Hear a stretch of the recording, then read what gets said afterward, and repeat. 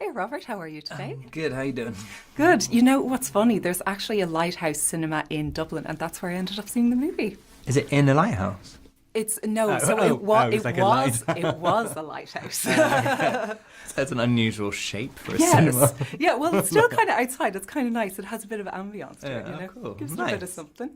Nice. So I really enjoyed the film, although if I do say so myself, it was quite it was insane. It was just genuinely the maddest film I'm probably going to end up seeing all year. Like when you get the script for a film like this, are you ever looking at it going like, this has gone too mad, too far, or are you just all willing to jump right into it?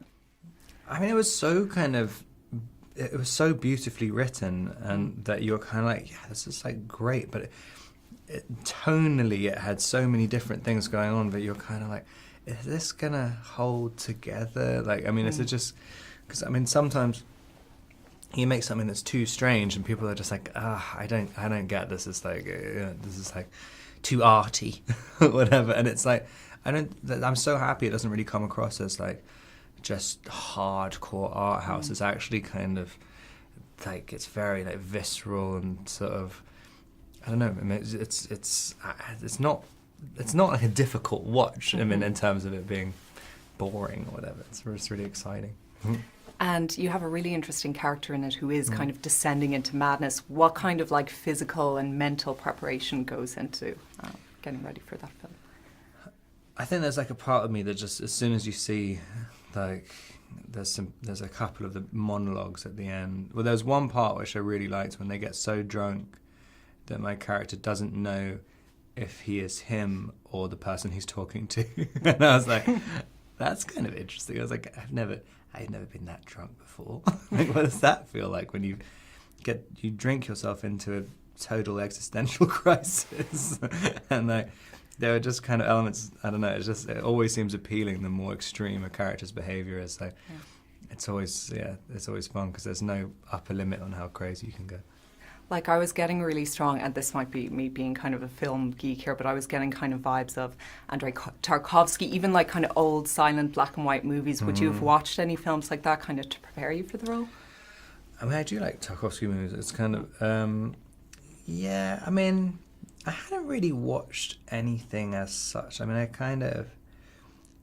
I sort of knew, like, I'd watched a few things about just for the accent, these different lobster fishermen in Maine, and then I was just kind of practicing the accent, and then I just noticed there was a mirror in front of me when I was doing it, and it made your face go into this weird thing, and it just kind of, I didn't even know what it was really reminding me. It didn't really remind me of movies, but I just kind of knew.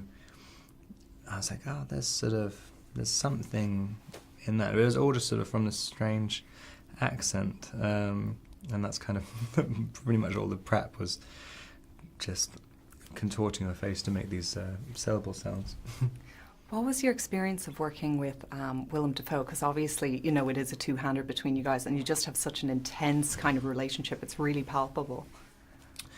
Yeah, I mean, like I've been a massive fan of Willem. I mean, I think he's amazing. He's kind of, there's so many of my favourite, his performance in like Wild at Heart, it's like one of my favourite things I've ever seen. And like, I kind of, I didn't really know exactly what to expect, but then we did a day of rehearsal and I was like, wow, well, it's so specific. I never would have thought that that's a part that he would want to play. And when you see him in character, and it's like, you look born to play this part. Like, his face, it's like, he looks like he must have been, like, he was that in another life somewhere. Amazing. I suppose my last question then for you, Robert, like, you've been making some really, really interesting career choices really across the years, but especially recently between indie features like this, but you're looking to franchises as well. Has this all been kind of a conscious plan, or has it just kind of worked out the way it has? Just the way it has. I mean, I've always just gone, you know, you try and find interesting directors to work with, and then, and you know, you kind of think, oh, this looks like it'll be fun. I mean, and also you kind of try and do the opposite to what you've done before, try and find new facets to stuff you can do, and try and keep it interesting for yourself. And yeah. Well, we'll leave it there. We're so excited to see what's next, though. Thank you. Great, thanks.